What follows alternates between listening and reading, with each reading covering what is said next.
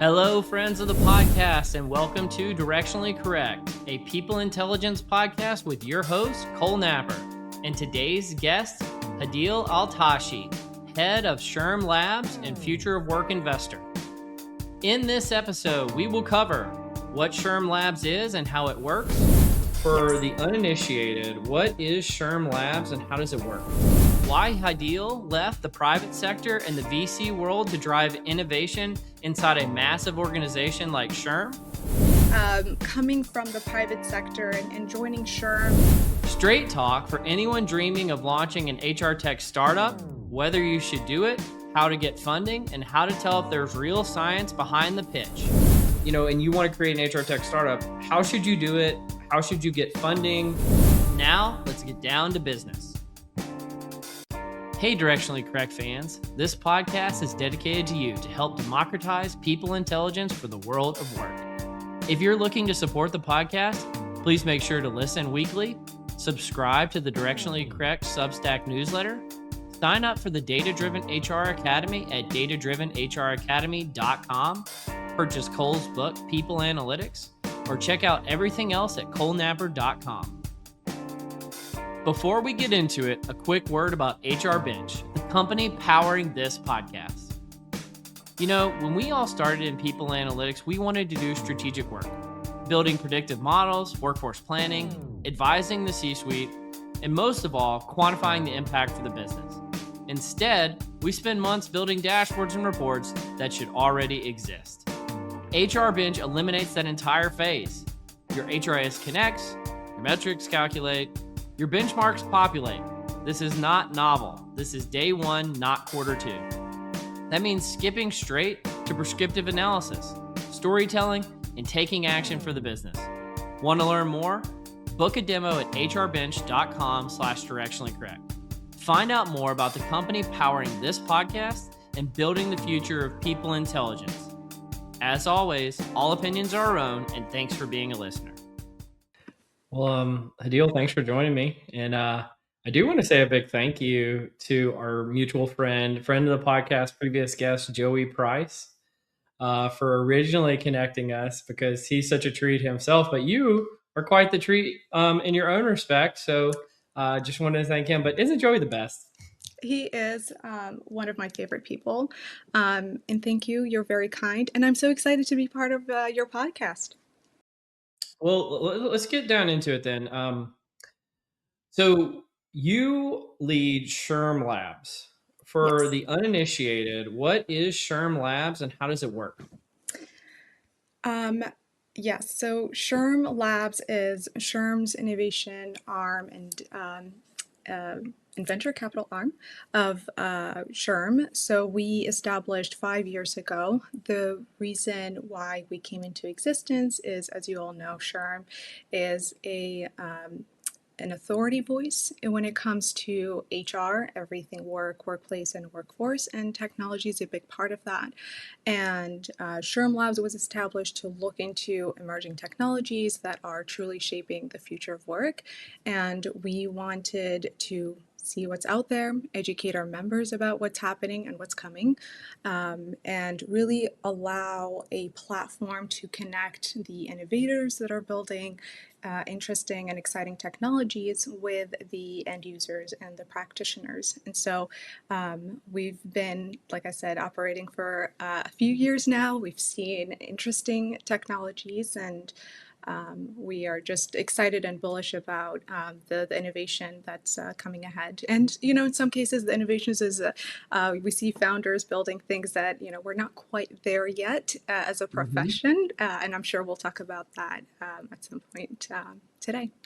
Yeah, well, and I actually do want to talk about that because you, by nature of your role and where you're positioned in the HR tech community, you get to see where all the innovation is going and what's getting investment and what's not getting investment, and where, like, kind of you're creating the future. So what excites you that you're seeing in kind of the tech and innovation space at the moment?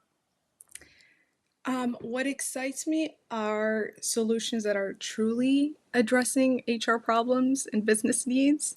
There is a lot, you know, I think in a lot of ways, SHRM Labs is different from a typical investor in the space because we know from our members firsthand what's resonating, what are top of mind issues and priorities. And what truly excites me are those solutions or technologies that are addressing problems today and not 10 years from now, and there's just no adoption. So those are the kinds of solutions that excite me is technologies that are driving productivity, addressing true and real and critical problems that HR leaders are facing.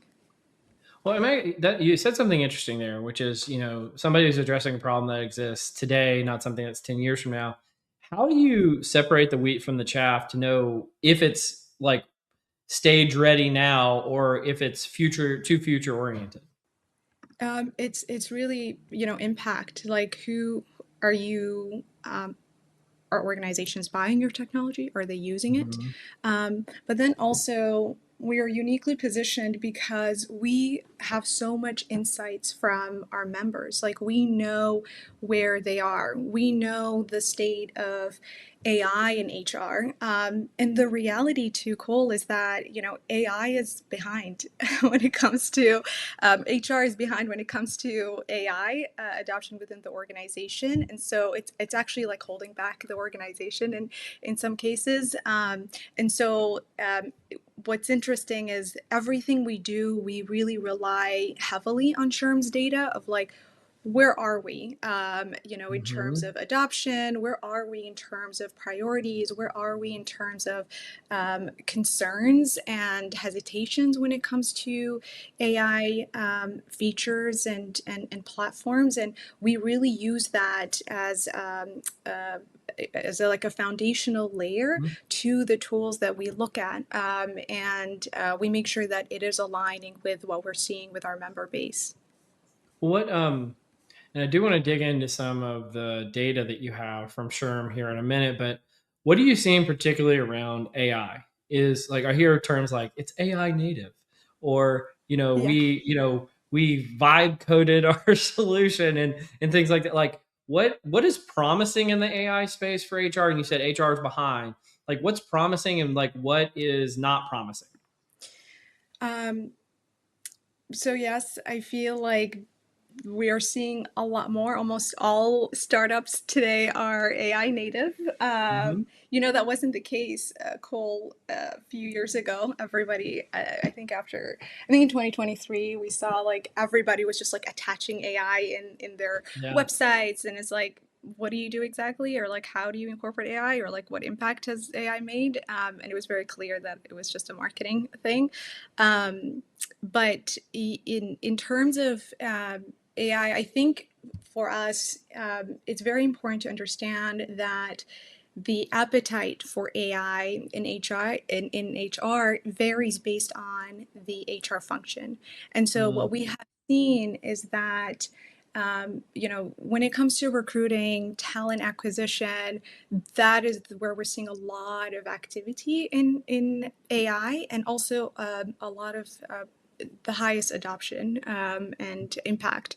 Whereas, functions that deal with like compliance, HR leaders don't want necessarily AI making decisions on who gets fired and whatnot. So it's not evenly distributed based on Yeah. like the HR function. And so we are seeing certain HR functions that has a lot more Yeah. AI capabilities and features. So we're seeing a lot of innovation and activity there, whereas some HR functions are just slower, and that's not a bad thing. We want the human component. We want to make sure that ultimately that a human is the decision maker when it comes to high and sensitive aspects of the business. Well, you mentioned it's being done in kind of recruiting and talent acquisition, and there's two really high profile lawsuits going on around using AI with Workday and Eightfold right now that are still kind of unfolding at the moment. I don't know if the results will be out by the time this airs or not, but right now we don't really know what the conclusion is going to be. Um, should companies be reticent to use AI in that respect, or are there good ways of using it? Or are there bad ways? Like, what are you seeing? So you definitely need to, when using AI, it is very important to have a policy in place. It's important to have an understanding of, to what extent is AI supporting you, right? It is very important that, and in the cases that you mentioned, Cole, that there is no bias when it comes to AI. And honestly, it comes back to the importance of making sure that the human component of all of that is still there and very much involved in all that process. And so when it comes to AI, if it is coming to you and recommending candidates, it's very important for it to provide very detailed reasoning like why that is, so you're not just trusting AI to come up with like the top, five candidates and like Mhm. totally eliminating everybody else there. I think it is important to just rethink how do we Yeah. still keep the human component in that workflow. Well, and the funny thing is, there's a lot of people with PhDs and master's degrees that listen to this podcast all over the globe that study things very related to these topics. And selfishly, one of the reasons why I wanted to have you on today is if those people wanted to be the startup creators of the future who can find kind of scientifically backed, unbiased ways of going and tackling these problems, they'll know that people like you exist and can create that. And so I'm glad that you're able to be here and talk about some of this. Like, if you rewind the clock to go back a year into the past, like what was hot a year ago that you think is like, it's kind of meh today, and then what are you seeing that's going to be hot like a year from now? um, Agents was like a thing. Yeah, I And I remember really, agents. do you Everybody remember remembers Agents? agents, My don't they? God. Oh, I remember I hosted like a private dinner, and it was like a mix of, founders from like successful HR tech vendors and corp dev folks and other investors. And my God, when we were talking about agents, I just was like, we're not there yet. What is this? Like, it was just like so far fetched, but they were so bullish and excited, and we're like, yeah, like it's gonna disrupt the workforce, and like, what does that mean for like the, when the how do you hire them? How do you evaluate? What roles? How is that gonna shape the workforce and things like that? And so like, and today it's like, where are we with that, right? And so um, that was one thing. I think last year was like a really hot topic. Everyone was just talking about it, and it's very clear like we're not there yet. And it Mhm. may be a thing in the future. It's just it's going to take a minute, and especially looking at the rate or the percentage of how many organizations are actually adopting AI in the workplace. It's so low. Like we're not like we're not even there. So that's one thing. The thing that makes me excited for the future, again, it's impact. It's technology that truly addresses pain points. I think, Cole, where there's opportunity, and this is kind of like in your world of Mhm. analytics, I think there is a need for data. There is a need for tools that help HR and business leaders understand their workforce, and for planning purposes, for making quick decisions. And we are in a place right now where, I mean, you're seeing all these layoffs that are happening left and right, and decisions that executives need to make on the spot. And so I think that is a place where I'm hoping that we see a lot of innovation, because Yeah. there's just a hunger for tools that gives HR and business leaders like immediate insights on their workforce and to make quick decisions as needed. Yeah, if only there were innovative AI native people intelligence tools that were being built in front of our eyes that, are for the podcast. I don't know, if only. Um, I'll say, if you are referring to HR Bench, I was in awe when I saw them, and there's no affiliation between me and them, but I did look at their tool, and I had my aha moment, and I genuinely, like, I was just so happy. I'm like, this is what we need. We need more of tools like that. She said it, not me. Exactly. And I like, again, no one paid me to say this, just putting it out there. Yeah, well, I appreciate that. That's high praise. Well, you did mention a second ago that, and I think this is one of the reasons why you versus just like a generic HR tech investor is so interesting is you've got data on SHRM and SHRM members and SHRM and adoption and things like that. What are some of the things that you're seeing in the data about the SHRM membership, and what are some predictions perhaps that you have? Yeah. So I kind of mentioned this data point, but HR is lagging. When it comes to adopting AI. Um, so I think the point is the 36% of HR functions had adopted AI by the end of last year, and whereas 52% is the number for the broader organization. So you see there's a gap there, and Yeah. the gap is also expected to widen even further by the end of this year. So like I said, HR is always the last room to get the renovation, and so there's just that to keep in mind. And then also when it comes to AI adoption within HR, and I want to flag a couple of research reports that maybe your audience would want to look into.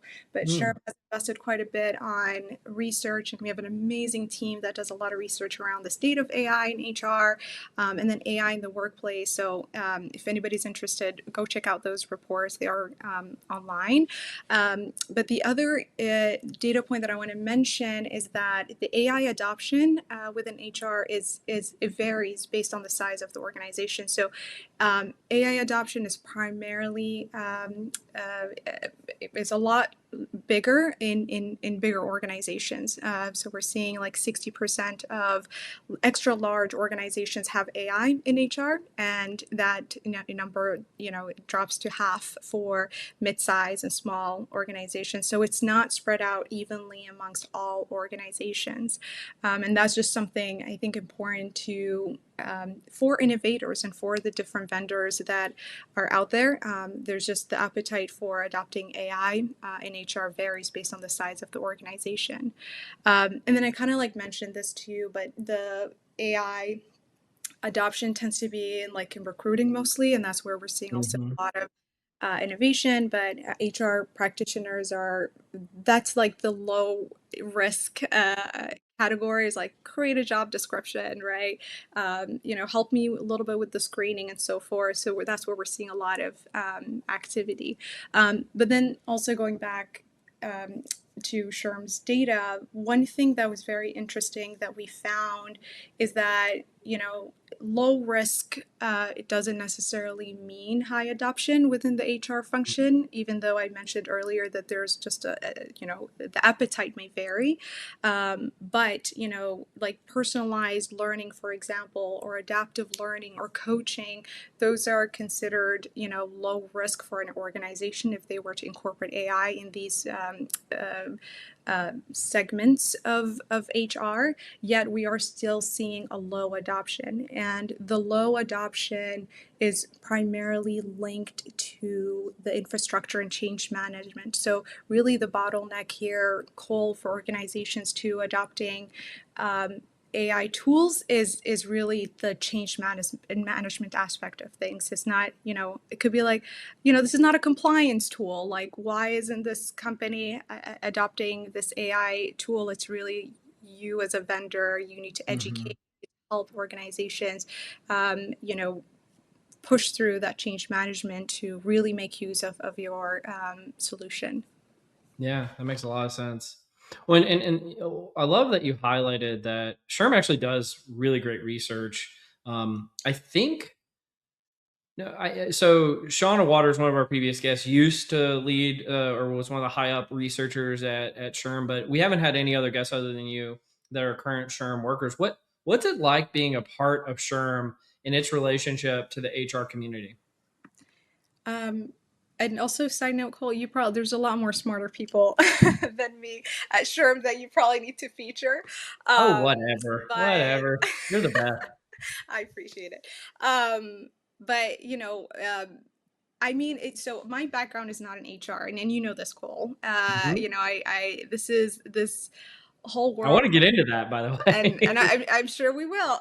This could be a good segue to that. But so my background is not in HR. My focus and background reason is really around technology, innovation, emerging technology startups, and so forth. And so coming from the private sector and joining SHRM is, I learned a lot. My God, I feel like I know a lot about HR now than I ever did in my life. And it's been very interesting as an industry. I'm learning how um, it's one of the most challenging industries for innovation, in my opinion. And this is Hadeel talking, not Sherm and Sherm Labs, but all to say, um, coming into SHRM and building out SHRM Labs and the innovation arm of SHRM was something very exciting. Like I coming into it, I knew it was like a challenge, and I like a good challenge.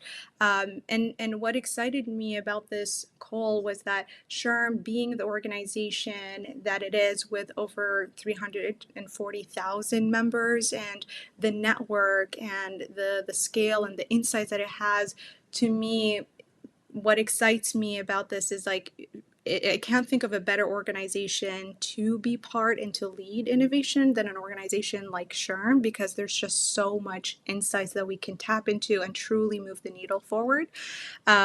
So I don't know if that answers. I feel like I've been rambling quite a bit, Cole. That's what I don't. podcasts are for. What's that? I said that's what podcasts are for. That's why they last like 2 People just hours. go and just Yeah. ramble along. Yeah. But again, going back to SHRM, I think that it is positioned or SHRM Labs is positioned in a really good spot. If I were to do this in another organization, the reach and impact wouldn't be as significant as it is, because of just how SHRM is set up. And I'm very glad that they decided to do this. Yeah. You know, you like what you do is so interesting to me because again, you're kind of coming as an outsider.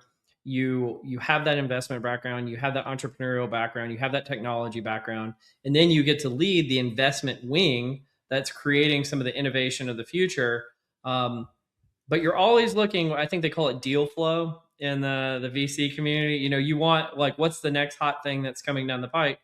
I have a lot like I'm just gonna brag on my audience really quick.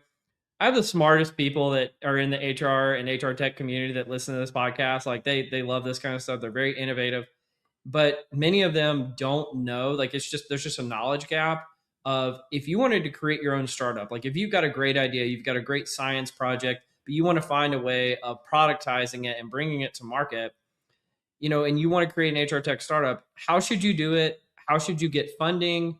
What are the areas of the market that you should be tackling right now? What other things that I'm not even asking should you be thinking about? Like set them up for success, and how should they go about thinking about this? Yeah. Um, I would say, find a problem that you're passionate about, and, a problem that is a real problem, like a must What's a real have, problem? like a How do you real know something's a problem. real problem? Well, like it can be like just, how I think of solutions is that, is this like a nice to have, or is this Mhm. like a must have, right? So like you kind of like want to focus on like a problem that is like a true problem, like it's a real pain point for organizations and businesses, because it just makes it easier for you to sell and get customers, that way. And companies budgets are being cut, and if it's something that it's a nice to have, you're very likely to be impacted in some way. And so I would say look at a problem, look at a critical problem in the workplace, and propose, like, and not, it doesn't have to be something super big, start small, focus, and you don't have to address, not everyone is your customer, like don't, Mhm. find your the group or type of organizations that would benefit truly from this, and start small, focus on that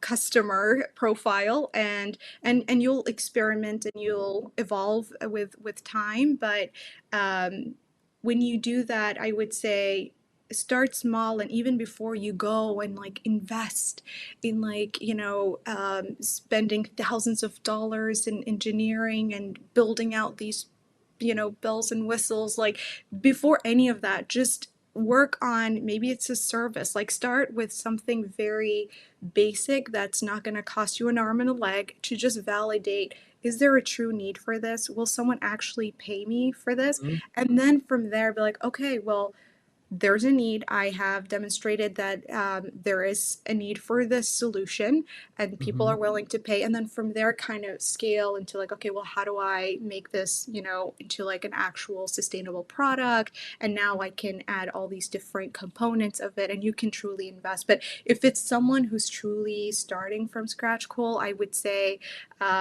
don't invest too much. Gosh, I have seen founders who just, like they like put thousands and thousands, and they build all of these things with an assumption that maybe, yeah, this is what I think, HR Mhm. leaders, want, or business leaders want, and hundreds of thousands dollars in Yeah. debt, they realize, nope, that's not it. So Yeah. ideally, there's going to be rooms for pivots. You're always going to evolve. You're going to, change along the way. And when you start small, just try to be efficient. Yeah. I mean, if you don't know what the term like a lean startup is, if you don't know that ICP stands for ideal customer profile and TAM stands for total addressable market, and product market fit is something that you're trying to pursue, these are things you should learn probably, right? Exactly, exactly. And do your homework. See who else Mhm. is in the market, and if there are competition, understand like what differentiates you from everybody else. Well, I had a few more questions on this, like, because one of the things I asked about earlier is like, so let's say you actually you build something. How do you get funding? How do you start to scale? Um, so I think there are, when you can get funding by, there are investors that invest at like super I love your pause on this. It's like it's um probably not going to work out, is what you're trying to no, not no, no. say. No, no. What I'm saying is that there are investors that, like there maybe start like with angel investors, and Yeah, maybe family and friends to get some funding. But I say that I'm being cautious because I also understand like not everybody has access to yeah, that. So I'm trying to be sensitive and conscious of sure. that. But what I would say is that there are investors. There are investors that honestly would even, and maybe not even an investment, maybe go through like an accelerator program, like really Hmm. truly like a pre-revenue, like helping you with your value proposition accelerator program. And there's a lot of those, and they'll help you understand like the basics of operating a business.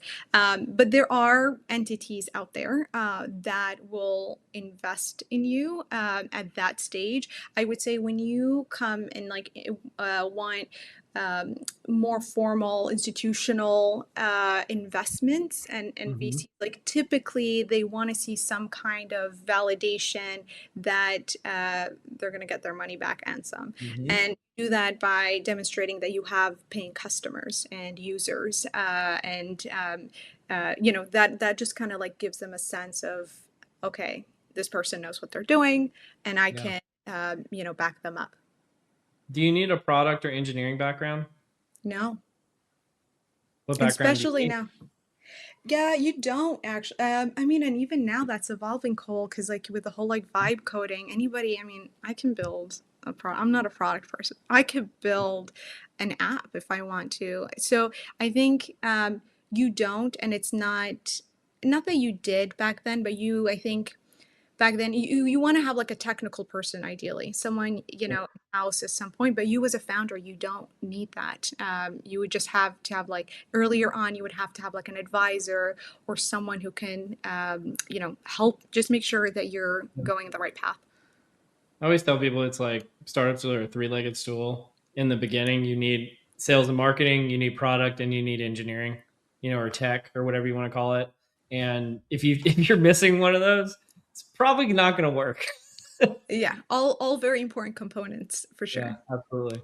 How do you know if, especially as an investor, how do you know if what you're investing in is vaporware or if there's any kind of like science or data behind it?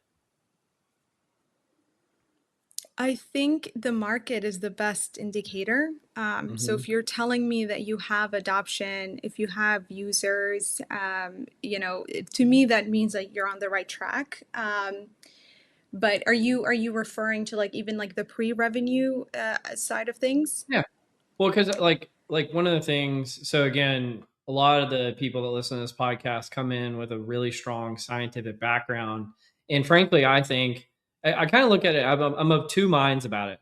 One is that is actually I feel like that means they come in with a lot of technical chops, which is great. But also their bar for things having to have a scientific grounding are incredibly high, like so rigorous. And the reality is, they look at the marketplace and the bar is so low It for really is. science. It Like really it's is. so low. It really And is. they're like, I could never do this because I can never meet my threshold for scientific rigor by putting a product to market. I'm like, oh, you don't have to. Like, and so the thing I'm trying to kind of like the tightrope I'm trying to walk is to say, you can create a leading product and it not be like your dissertation, right? And those are like, but also what you don't want to create is a bag of air, which a lot of HR tech Yeah, startups are. yeah. And so just to exceed them actually doesn't require a lot of technical chops sometimes. Yeah, I'll say this. I get excited when the founder is very like data driven, and they did Hmm. their homework. Like to me, if it's like someone who studied this and has experience, and I guess it's also like your tie to the problem, right? Yeah. If it's someone like I've been in the space, I've done research, I know this is the gap, I know this is the problem. To me as an investor, like I'm more likely to back you because you have some experience understanding the problem, and you're likely like you're on the right path because you know what to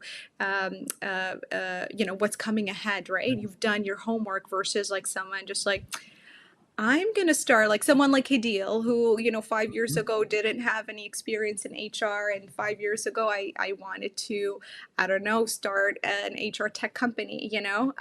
So like I think that having that background, I think is really crucial, and it's something that will make you attractive to investors, even customers, because they're like, okay, this person knows what they're doing. It's not just a random person that is just coming up with a solution.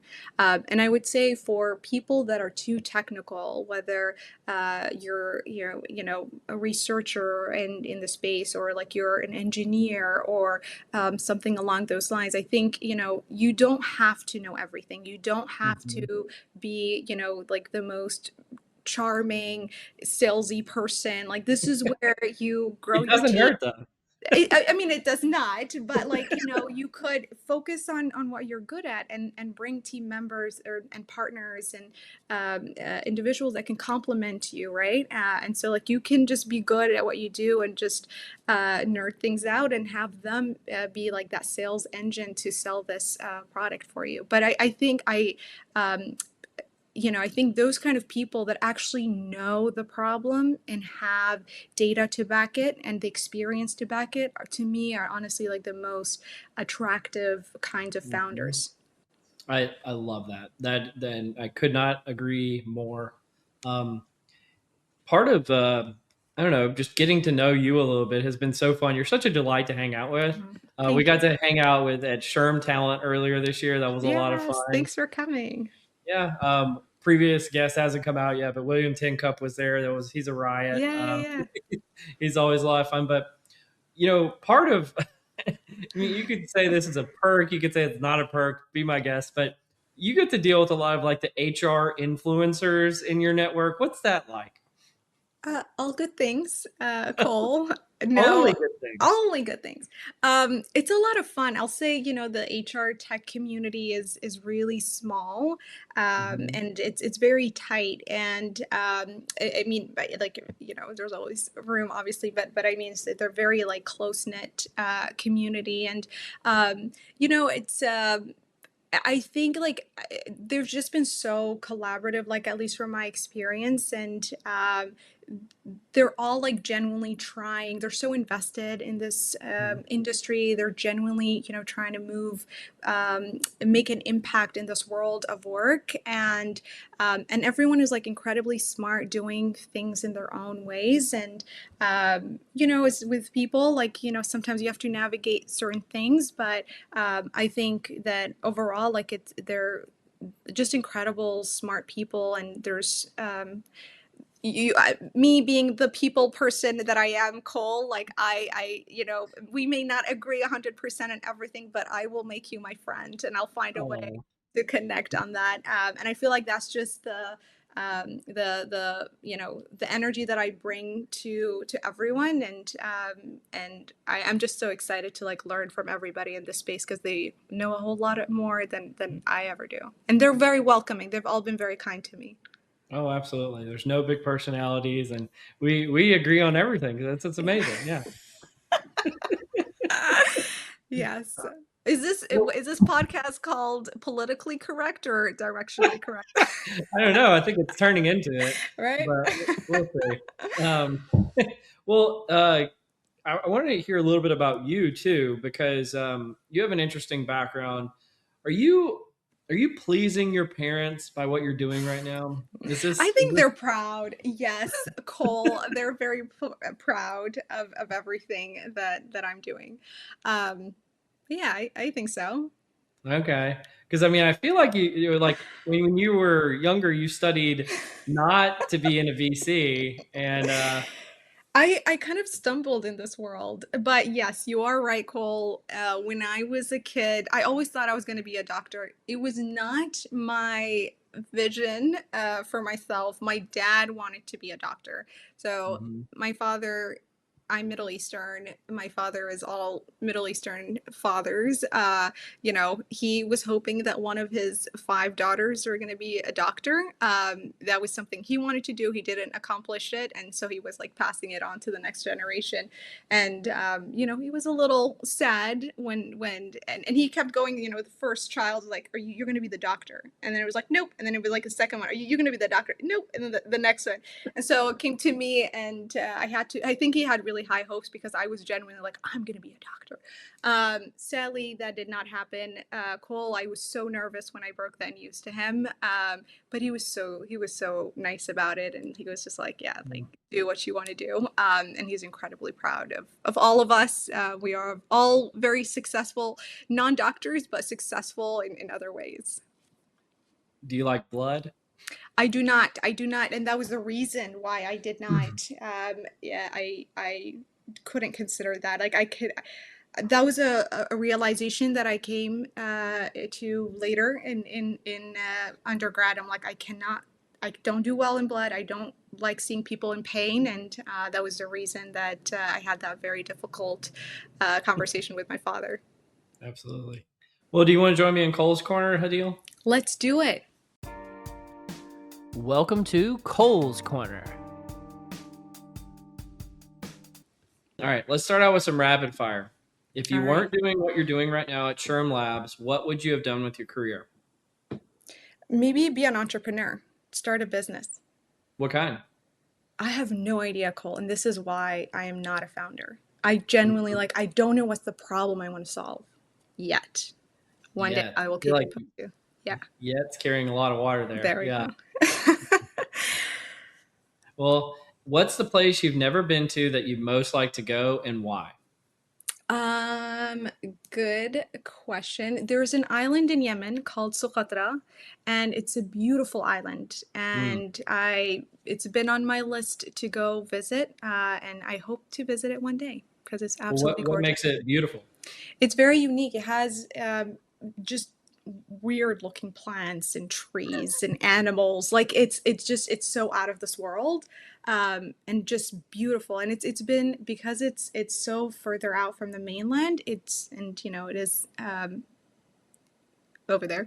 It's isolated from the rest of the world, to the point where they have their own language. Like the local language is called like Wow. the bird language, Mhm. where they it sounds like the bird language. Like, Like like chirping. yeah, yeah, Okay. exactly. A little bit. It has like a little bit of that, but it's absolutely gorgeous, and the people are so lovely and kind, and just beautiful, beautiful place. So it's on my list, and one day I hope to go and visit. I love that. If you were a character in any book, TV show, or movie, who would you be and why? Mm, a character. Um, I liked Mulan. She was so bad. Ooh, she is And badass. I'll tell you what, because so I'm one. Well, I told you five girls, and Hmm. I love that. And again, maybe this needs to be like a psychological or therapy session. But I always like wanted, like, there's this thing about like, oh, like I'm a girl, but I could do it. I can get things done. And I just absolutely love that she was a warrior, and she did all the things that she could do. To make her, you know father and family and country proud. And so, yeah, Milan. I love that. That's a good answer. So I got one big question for you, Hmm. and it is: you get a view on the entire HR tech market via the vantage point that you have at SHRM Labs. What's the area of the market that you see that's getting investment that you disagree with the most? Um, um, right now, I feel like the talent acquisition space is just too much. Like Flooded. it's flooded. I think there's opportunity to put money elsewhere, Mhm. where the functions that actually need it. So, yeah, Yeah. When it's funny, we're in like at least they say in the macro economy, not necessarily in the tech sector, they were in a low hire, low fire type of environment right now. And so talent acquisition isn't to your point from earlier, you want a nice to have or a have to have. Talent acquisition is not a have to have for a lot of businesses at the moment. And yeah. so I love that take. That is a very, very data driven take. I love it. But the thing, Cole, about that is, the organizations, like, they're still not able to, like, hiring the right person is still a problem. It's Like, very that's different. still, it's a big thing, that issue that we're constantly hearing from HR leaders at all sizes. Like, and I think maybe the opportunity here is, how do you make sure that the people that you're interviewing and assessing, like, truly actually have the skill sets that they have? Like, because God, like with AI, everybody is like a superstar. Everybody, like, you know what I mean? Like, there's like all these like different skills fishing issues that are happening, and Mhm. you hire the candidates, and it's like, can they actually deliver? Oh And yeah. maybe the opportunity here could be like, are there enough tools that actually validate the skills to make Yeah. sure that the people that are hired are actually doing the job, Yeah. properly? Well, and I feel like that's like the inverse of the issue. The thing that's not hot is the inverse of what should be hot, which is, let's call it like there's a lot of prongs to this, but let's call it candidate fraud, Yeah. right? In like skill fraud and like skill validation and all those things. Like if somebody can figure that out, there is a Yeah. huge opportunity at the Oh, moment. absolutely. Absolutely. Yeah. Well, with that said, let's do some what am I reading? And so sometimes I bring on people to talk about things that they're an expert in, and sometimes I bring them on to talk about things that they're not an expert in. And so I've got some, yeah, I Cole, got some stuff in here. I'm excited to hear your take first, and then I'll chime in however I can. But yeah.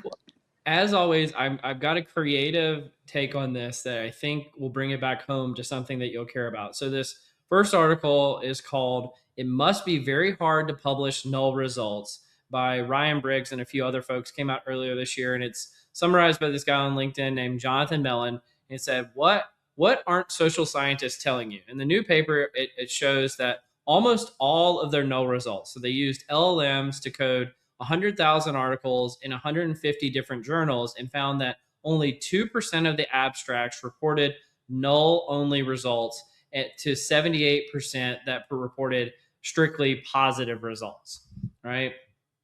And so this is, you may not be in this debate, but people who listen to podcasts are, that it's called the file drawer problem. So a lot of scientists, if they find a finding or they find no finding, they just put it in their file drawer and act like it never happened. And then if they submit something to a scientific journal, it has to be something that's confirmatory or finding something new or covering new ground, right?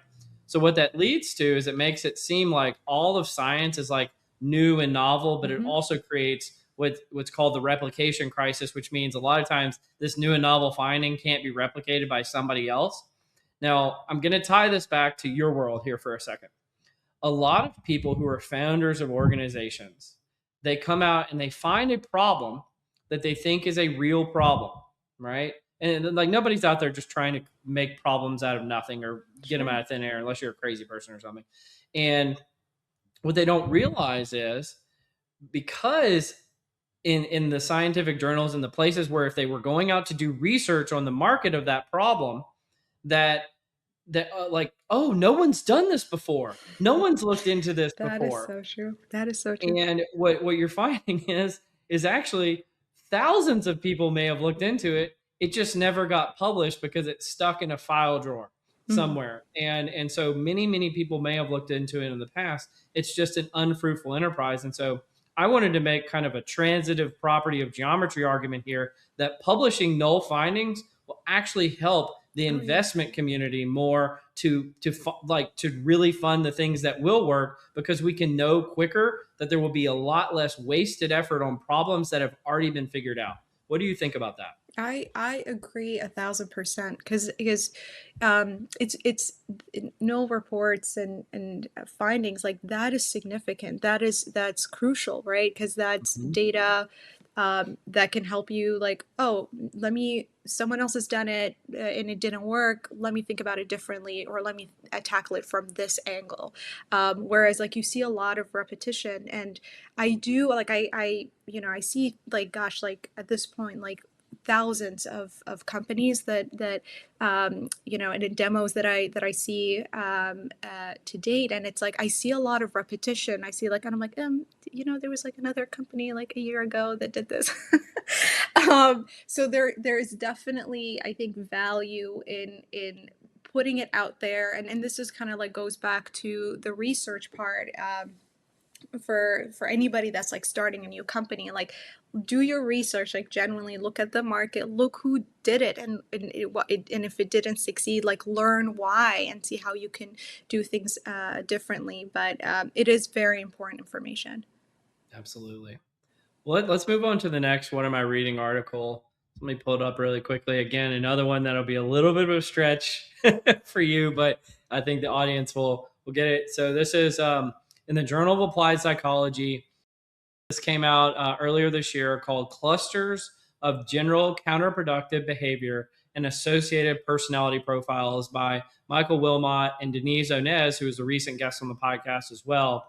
And essentially what they're trying to do is to take all the ways that we assess for personality, which, by the way, I think you guys funded one company recently that does some of this work. So this is definitely related. All the ways that we assess for personality, and trying to create clusters of what you might find for general counterproductive work behaviors. And so I'm going to boil it down into something. They get very technical on how they go about doing this. But I think the important thing that they found is that they found 2 meta clusters and 4 smaller clusters related to this. But when looking at the relationships between these clusters and known kind of psychological profiles, they found that they strongly parallel people that have kind of psychopathic tendencies, right? So people that, like sometimes called the dark triad or the dark tetrad, these types of individuals, that you can actually find these, and they lead to individuals, if they're hired, engaging in general counterproductive work behaviors. So why is this important? It's actually interesting to me related to what we were just talking about a second ago. There is a tremendous, and I mean a tremendous amount of candidate fraud going on right Hmm. now, right? So a lot of people talk about like, oh, a lot of people that make it up to the executive suite actually engage in a lot of these dark threat behaviors. There might be sociopaths, and we just have to deal with this as a society. And oh, this is so bad. But it also manifests on the hiring side of things in kind of just day to day, the banality of evil of existing out there. And so I can't remember if this was on the podcast or if I just covered it on LinkedIn or whatever, but I saw some like a few studies and all in like a week period where like a head of HR at like a tech firm would come out and say, we analyzed our candidate pool and some of the jobs that we posted, and like 88% of the applicants were like fraud or like Wow. duplicative. And like this is like a huge problem, especially at companies that are like in the leading edge of the AI space that are Sure. paying a lot of money and things like that. And it's because a single individual might create 10,000 applications using AI and just again flood the zone with this type of stuff going on.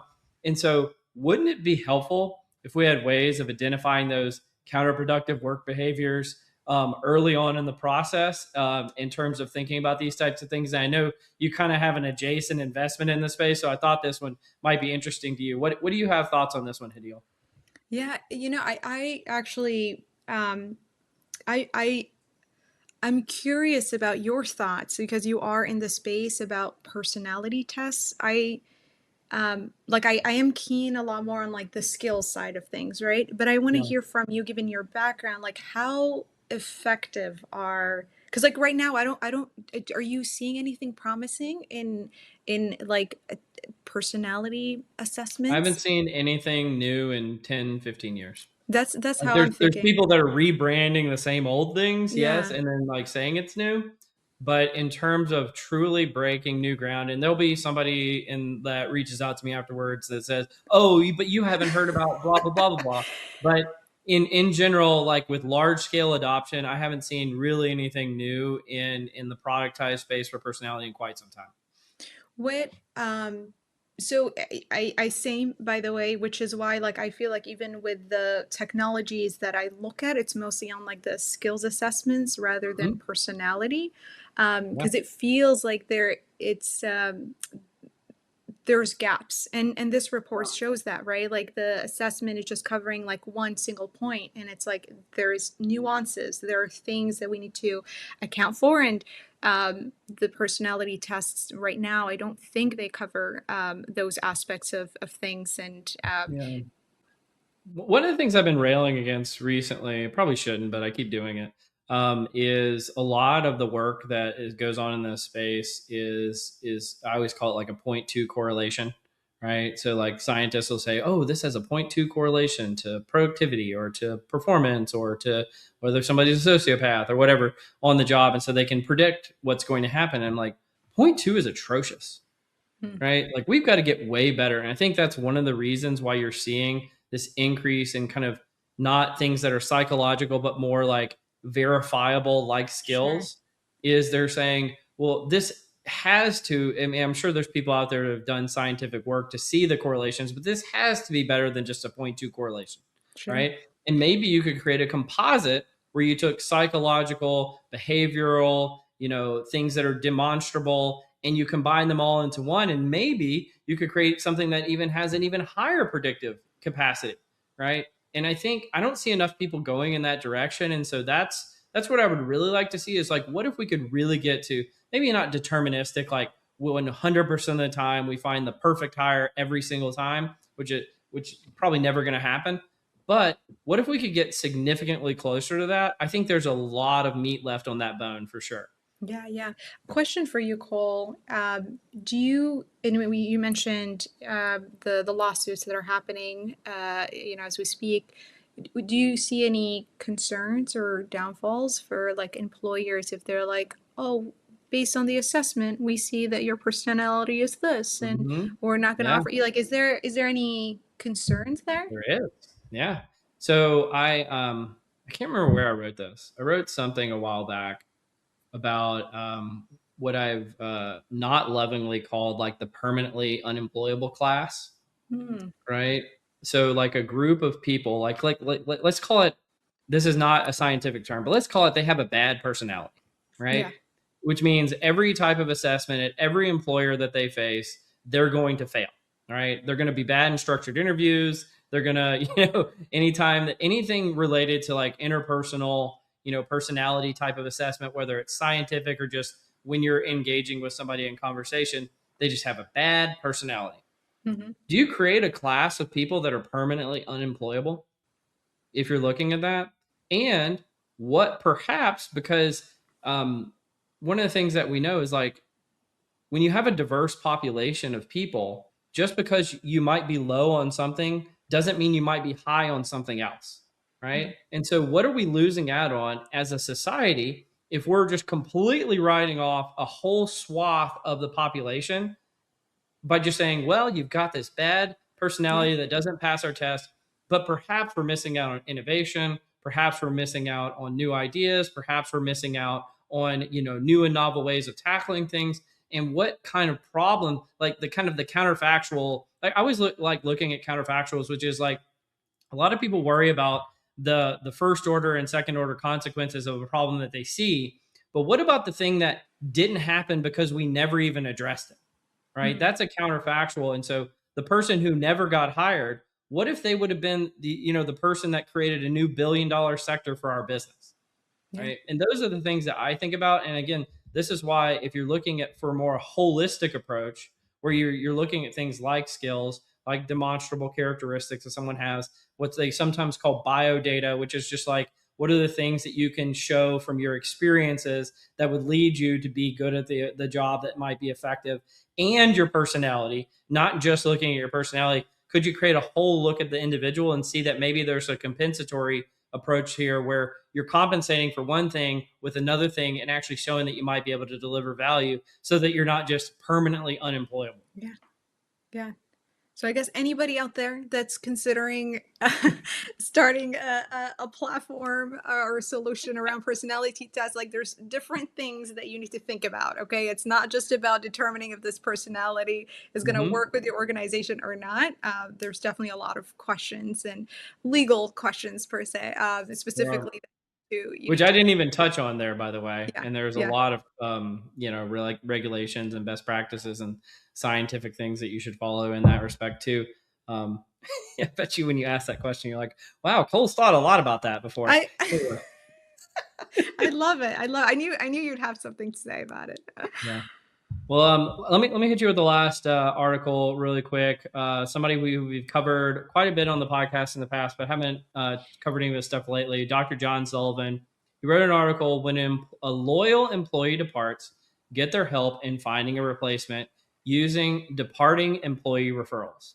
So Dr. Sullivan is always writing something interesting, and he goes about identifying what he calls company first employees, or CFE. So these would be people that are loyal to your company. Even a loyal employee, sometimes for life circumstances, decides to leave and go somewhere else. How many organizations out there are asking the people who are leaving for referrals? It almost never happens. So he gives a few of the benefits of asking these type of folks for referrals. You'll hire better performing employees. There will be a shorter time to fill and a smaller loss of team productivity. Their targeted network will get prospects' attention faster. The departing employees' pitch will be more convincing. There'll be fewer bad candidates, no or low recruiting costs. The loyal employee is more likely to coach and mentor them, and the resulting referral is now becomes a current employee. What do you think about this as a practice? I just thought this was very counterintuitive, but also intuitive. I like it actually. Like why not? I think that yeah, I mean there's so much power in referrals, and I feel like there has been a lot of vendors in the space, and they are it's very clear like they're addressing a problem, especially to the point of like when organizations are not finding the right people. I think there's power in referrals, but also more specifically in this case where it's like someone who liked the organization, who liked the work, but it's not like they're leaving in bad terms, and they love the people that they work with, and they kind of wanna they don't want to leave them in a bad spot, right? Yep. I think that referrals are crucial, and to take advantage of that is a no-brainer.